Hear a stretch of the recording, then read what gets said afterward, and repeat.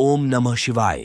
भगवान शिव के प्रिय भक्तों, शिव पुराण कथा महात्म्य में आपका स्वागत है। आज की वीडियो में आप शिव पुराण की श्रीवायवीय संहिता पूर्वार्ध के 33वें और 34वें अध्याय का श्रवण करेंगे। तो आइए भगवान शिव का ध्यान करते हुए शुरू करते हैं 33वां अध्याय, उपमन्यु की भक्ति। ऋषिगणों ने वायुदेव से पूछा, हे वायुदेव, आप हमें भगवान शिव के परम भक्त उपमन्यु की भक्ति के विषय में बताइए। वायुदेव बोले, हे मुनियों, उपमन्यु बचपन से ही परम तपस्वी हुए हैं। उपमन्यु परम तपस्वी व्याघ्रपाद मुनि के पुत्र थे। भगवान शिव की परम भक्ति के कारण ही इन्हें शिवपुत्र कार्तिक एवं गणेश के समान शास्त्रों एवं ज्ञान की प्राप्ति हुई। उपमन्यु अभी छोटे बच्चे थे। उनकी मां उनके पीने के लिए दूध का प्रबंध भी नहीं कर पाती थी। एक दिन जब उपमन्यु दूध पीने के लिए हठ करने लगे तो मां ने भूने पिसे अनाज का आटा घोल कर दिया। उपमन्यु ने उसे पीने से मना कर दिया। वह जान चुका था कि उसकी मां दूध के नाम पर जो दे रही है वह दूध नहीं है। उपमन्यु ने कहा, यह दूध नहीं है मां, मुझे दूध चाहिए, मैं दूध ही पीऊंगा। अपने पुत्र की बातें सुनकर माता की आंखों में आंसू आ गए और वह बोली, पुत्र शिव भक्ति के बिना किसी भी वस्तु की प्राप्ति नहीं होती। इस संसार में सब कुछ उन्हीं की इच्छा से होता है। भला हम वनों में रहने वालों को दूध कहां से मिलेगा? तुम रोना बंद करो, इससे मुझे दुख पहुंचता है। तब अपनी माता के इस प्रकार के वचनों को सुनकर वह बालक उपमन्यु बोला, माते, मैं शिवजी को प्रसन्न करके ही दूध प्राप्त करूंगा। तब माता बोली, बेटा, भगवान शिव तो सर्वत्र विद्यमान है, वे ओम नमः शिवाय मंत्र द्वारा प्रसन्न होते हैं। माता ने समझाकर उपमन्यु को शांत कर दिया, परंतु बालक का जिज्ञासु न शांत न हुआ। उसने अपने मन में शिवजी के दर्शन करने का निश्चय कर लिया था। उस रात जब वह अपनी माता के साथ सोया हुआ था, तभी उसकी आंख खुली और उसे लगा जैसे शिवजी उसे बुला रहे हैं।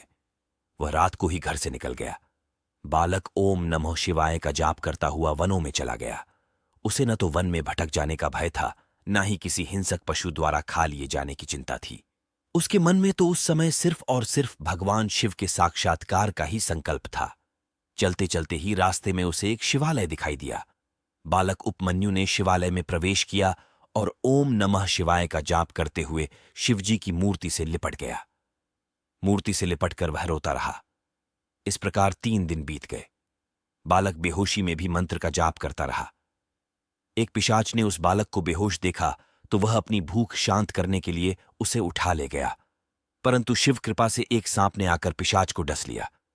जब वह होश में आया तो अपने को शिव मूर्ति के सामने न पाकर वह दुखी हुआ। भगवान शिव के प्रिय भक्तों, शिव पुराण की श्रीवायवीय संहिता पूर्वार्ध का 33वां अध्याय समाप्त हुआ। अब आप श्रवण कर रहे हैं 34वां अध्याय, उपमन्यु की कथा। वायुदेव बोले, हे ऋषिगणों, बालक उपमन्यु रोते हुए भगवान शिव को ढूंढने लगा। उस समय वह भूख और प्यास से व्याकुल था।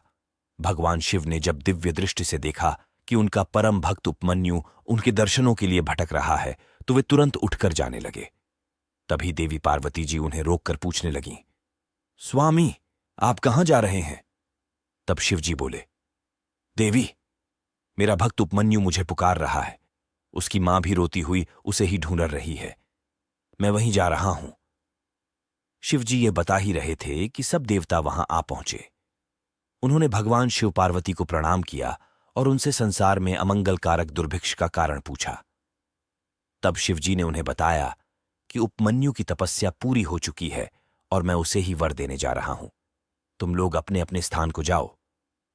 यह कहकर शिवजी देवराज इंद्र का रूप धारण करके ऐरावत हाथी पर सवार होकर बालक उपमन्यु के पास गए।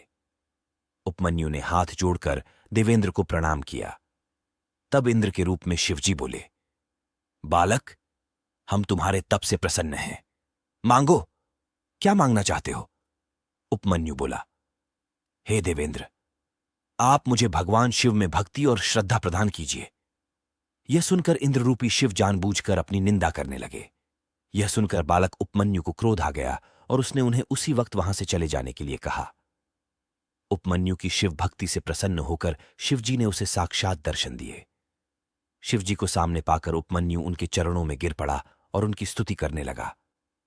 तब उसे गोद में लेकर शिवजी बोले, उपमन्यु, मैं तुम्हारी भक्ति से बहुत प्रसन्न हूं। मेरी कृपा से तुम्हारे सभी कष्ट दूर हो जाएंगे।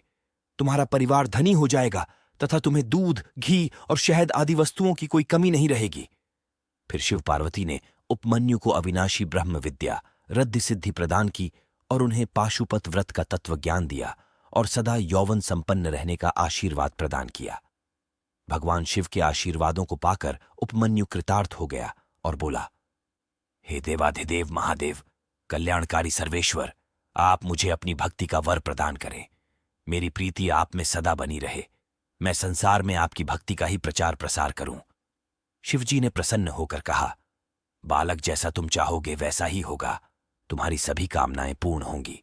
यह कहकर शिवजी देवी पार्वती सहित अंतर्धान हो गए और उपमन्यु प्रसन्नतापूर्वक घर लौट आया। भगवान शिव के प्रिय भक्तों, शिव पुराण की श्री वायवीय संहिता पूर्वार्ध का 32वां अध्याय समाप्त हुआ और साथ ही वायवीय संहिता पूर्वार्ध संपूर्ण होती है। अगले भाग में आप श्री वायवीय संहिता उत्तरार्ध के प्रथम अध्याय का श्रवण करेंगे। अगर आपने इससे पहले के अध्याय श्रवण नहीं किए हैं तो आप धर्म भाव चैनल पर जाकर संपूर्ण शिव पुराण का श्रवण कर सकते हैं।